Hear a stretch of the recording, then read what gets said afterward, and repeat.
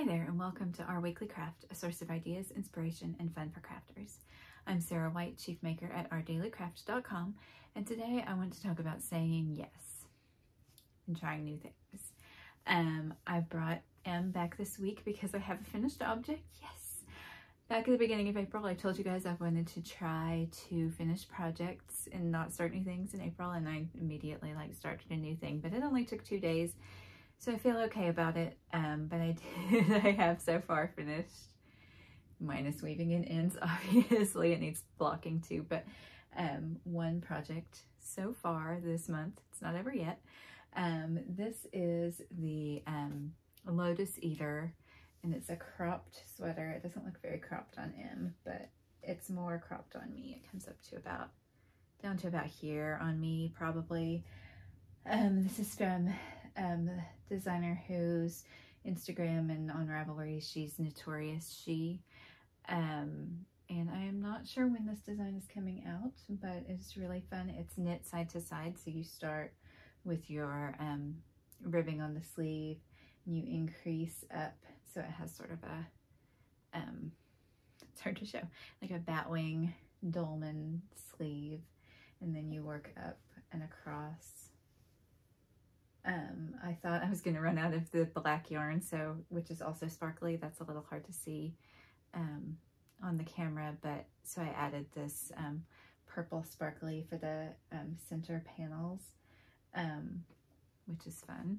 It's a very 80s look to it, but it was fun to knit and pretty easy, and I don't do a lot of side to side things because I've been burned on things not quite working out the way they're supposed to, because you're relying more on your row gauge than your stitch gauge, and I've had problems with that in the past, even when I do a gauge swatch. And anyway, I am wearing, I think this is called the Houndstooth Check sweater.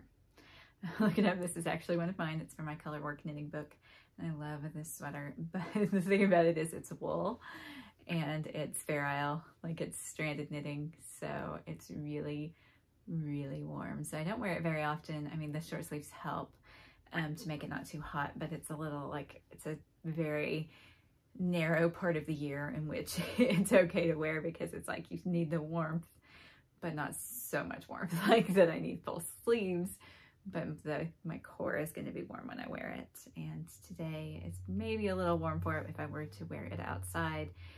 But in the house, it's nice, and it's the pinks, it's spring colors, and I like it. And this one was really fun to design too. And maybe I'll do a version with long sleeves sometime too, just to have a little extra. So I'm gonna grab to work on, once again, still working on my rainbow striped sweater. I'm getting so close on the sleeves though. I am really actually quite close to the ribbing on the sleeves. So I am hopeful that I'll finish this one this weekend too. And those are the two big projects that I really wanted to get done this month. So, and need to get done this month because they're test knits. So the designers need my notes and things. So those will be ready for them. I said I wanted to talk about saying yes because I feel like that's been part of a big theme for me lately. I feel like I've been doing a lot of new things, and the reason for that is because I've started saying yes, or putting myself out there for opportunities that I might not have previously done with as much enthusiasm. And this has to do with crafting, and it doesn't have to do with crafting. So I have told you that I was working on a secret book. So that's one of the things that I actually wrote the instructions for a drawing book. I did not do the drawings because that is not my gift, but I am good at writing instructions. And I don't necessarily have to know how to do the drawing, but I can look at the steps and explain how to do them. So this is not a project that I probably would have even considered doing you know, even a couple of years ago, because I'm not a great drawing artist. And I would have talked myself out of it for that reason and been like, you know, they can find somebody who can actually draw. But I saw this editor was looking for someone to write the instructions. And so I sent off a quick email and was like, I've written knitting books, I write blogs, you know, my life is explaining how to do crafty stuff to people. And she said, you know, you're the most qualified person who offered, and I'd really like you to do it. And so I said, okay. And it was like a month deadline, and it went really fast, and it was fun and a challenge, but I think that it's going to be great. And so that was one thing. I'm also doing some journalism writing again, which my background is in journalism. My college degree is journalism. I started out in the newspaper industry and have done a lot of other things through the years, but there's a bit of me that's always got that journalism. You know, we say you have ink in your blood or ink in your veins, even maybe how much ink, if it's in your blood or in your veins. But it's kind of like once a journalist, always a journalist. And so I always enjoy opportunities to get back into that kind of writing and reporting and things. And so I've got an essay I'm working on for a publication that's a personal essay, and then also some writing for a local in our state newspaper, which I haven't done in years and years, and it's been really fun to get back into that kind of thinking and that, you know, the mindset of a reporter and like doing interviews and research and all of that is really interesting and fun to me. And again, that was, you know, all of these, the moral of the story is be in groups on Facebook and hang out on Facebook a lot, I guess, because that was also the publication had just posted, you know, we're looking for people with journalism experience who want to, you know, write reviews and things. And so I pitched like some book reviews and book news kind of stuff. And they were like, that's great, but why but can you do this instead? And so I turned in my first story yesterday, and I've got another one that I'm working on. So that's also really cool. My word for the year was release, is release. Year's not over, far from. By which I meant release, like putting things out into the world, like blog posts. And this blog is a release kind of thing, because I was like, I wonder how else I can reach people, and like, you know, video is something I need to practice with and to get more comfortable. You know, that also helps with public speaking if I ever want to be in doing that. Again, it's been a while since I've done any public talking. You know, so that's part of, it falls into the category of release, you know, possibly releasing ebooks or releasing book proposals into the world, or just, you know, putting stuff out there in different ways and putting myself out there in different ways. And also release in the sense of letting go of expectations and like just seeing what happens and not talking myself out of things because I don't think that it's perfect or that I'm perfect for an opportunity or whatever, because I think people in general and women in particular do that so much, right? That we are like, you know, you might see a job opportunity. I mean, and there have been studies on this that, you know, men will apply for jobs if their qualifications are like 50%, and women will do it if they're like 90%. So I don't know the actual numbers. I'll see if I can find that study and link it in the show notes, but it's actual science. It has been proven in studies that women are more likely than men to talk themselves out of opportunities because they don't feel like they're perfect for it. And so I'm trying to not do that. Though I do have and it's not because I didn't feel like it was like I was qualified, but I do have a recent no that I said was interested in an opportunity locally for a like a design internship for like fashion design, because I'm interested in knitting and sewing and clothing and garment construction, and wanted to see how all of that could come together, and like the intersections of art and craft and fashion and all of that is really interesting to me. The timing was bad, and I applied and was going to talk to someone in the group, in the organization, about it, and then I realized the time commitment involved, and that I'm going to be on vacation for 2 of the weeks of the program. And so I withdrew my application. I didn't get to the point where they were offering it to me or anything, so I don't even know if I would have been accepted, but I said no to that before they could say no to me. Hopeful that I can try that again sometime, because when the timing is better, but just doing a project where I need to be available on Saturdays in the summertime is not like good timing for me. So there are still no's happening, you know, but you know, last year I probably wouldn't have even applied for that program if I had known about it.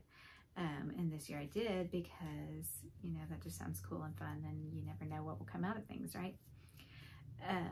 So this does have to do with crafting, not just because that is one of the opportunities was craft related, but because I feel like we often get into ruts with our crafting as well, right? Like, I'm a knitter and I knit a lot, and in the winter time in particular, I'm knitting a lot, and I'm not sewing, and I'm not doing some of the other things that I also enjoy. And so it is like being mindful of that and going, okay, well, I want to change it up. I want to try something else. I want to, you know, design a dress, or I want to, you know, try crochet for a while and see how that is. Or I've really gotten into mending lately because I have like a lot of things that need it. And so earlier this week I did a lot of mending, and I still have a lot to do, but that's a, you know, a creative thing that's different from my normal. And so, you know, it's just getting out of your comfort zone in all sorts of ways. And like, if opportunities arise for doing different crafts, you know, that's not necessarily going to be a job for everyone, but, you know, maybe it's a local store is doing a workshop on, you know, dyeing with flowers, or there's a learn to sew class that you see online or something. If those things catch your eye, they're catching your eye for a reason. So that's the way I feel about these jobs and things. It's like, I saw this for a reason, you know, and it's not just because I'm on Facebook all the time, but because, you know, not to get too woo, but maybe I was supposed to see this, and that was because it's an opportunity that's good for me. You know, and there was similarly like an editing job for a book publisher, that I haven't done any book editing in a long time, but I love it. And so I applied for that, and, you know, I don't know yet if that's going to pan out, but I saw it and I was like, yeah, that could be a thing. That would be cool. And so I think that part of the yes is not just saying yes to specific things, but it's saying, you know, it's like yes as an attitude, being open to new and different experiences, whether that's different techniques, you know, whether it's a different craft, whether it's a different job, you know, considering that things come into your life, or that you notice things for a reason, right? So